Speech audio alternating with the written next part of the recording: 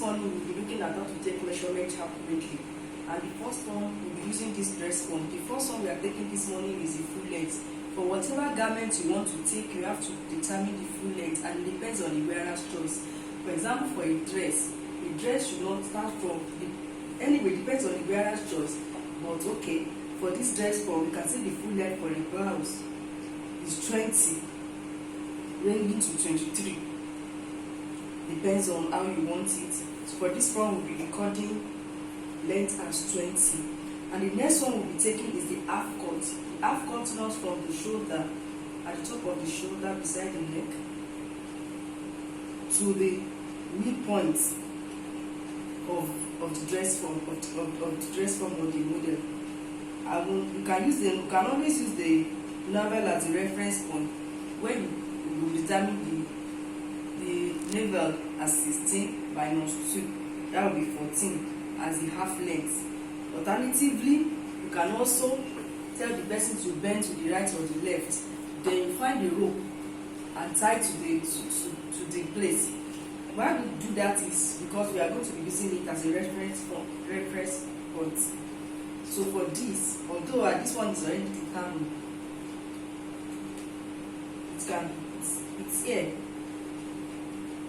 on the dress form. That's the half length.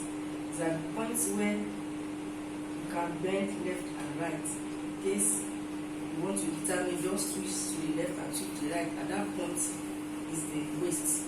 Most of the time it's always to your navel point minus 2 up. So if this place is 16, you'll be using 14 as your half length. It's very essential for making dresses. If it is too low, it will not look fine on your customer. So you have to always make sure you get that points accurately. So I will now be taking my half length again. I will use 16. Then the next one I will be taking is the half cut. I call half cut from the shoulder to the under bust. For this dress form is 13. And the next one I will be taking is the bust. The bust is just the fullest part of the dress form this way. You try to move it up and you try to move it down. Why we do it, this is just to get the biggest part or the fullest part of the breast. On this dress form I have 36. Then the next one I'll be taking is the under bust. Immediately under the breast, and this deep under the breast,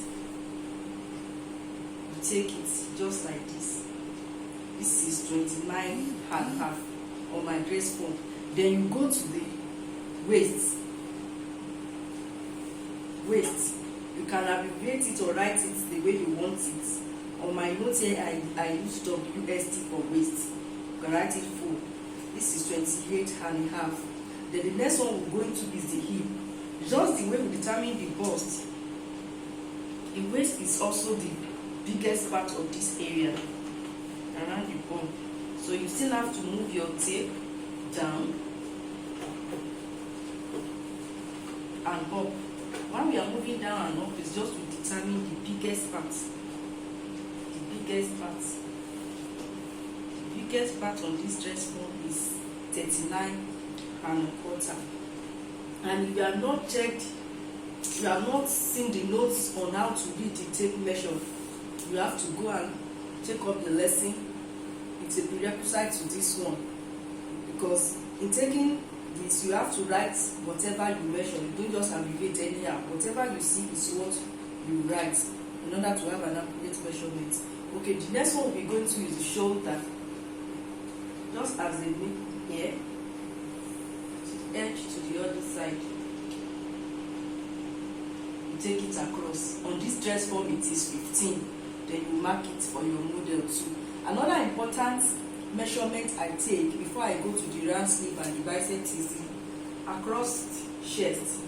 Just determine like 4 inches below this place, like here to here, around this place, 4 down. You take the across chest, 14. This helps for us to shape our armhole very well so that we won't have an excess around that place. And also for the back, the same point, just about 4 inches down, you take it, and on this dress form I'm having like 14 to 13 3/4. The next one we are going to be going to is the round sleeve.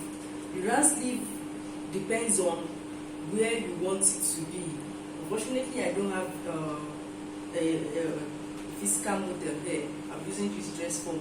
But when you are considering the armhole, you can stand like this and you can measure round. You take your tape round like this, then you determine your armhole. If you want to take your biceps, you just at this point where the armpit here, at this point is your biceps. The same way you take the tape around, and you determine how wide that place is. Then it depends on the full length. If the dress is still going to extend till this point, you take it around the elbow.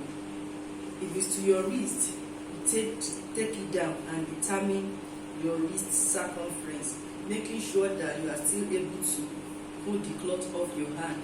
For my own now, it's 8. For a bigger person, you can have it as 9. That is how to measure the wrist circumference. And I think that is where we'll be stopping for today. Another point I have not taken is the bust point. From your shoulder to your nipple point. On this dress form, it's 10.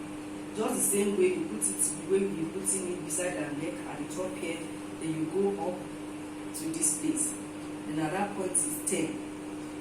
I've measured the half cut the other time and see just exactly which we had gave us 13, and the bust point here is 10. Then another one we are going to be taking is the bust pan. For most people, we take that as 4. But it's best to take that measurement, because some people are wider and it can be up to like 8.5 or 8.25 for them, and some people are smaller, can be 7 or 7.75. So for some it's 7.5, for some it's 8. You measure what you see and you record it as bust pan.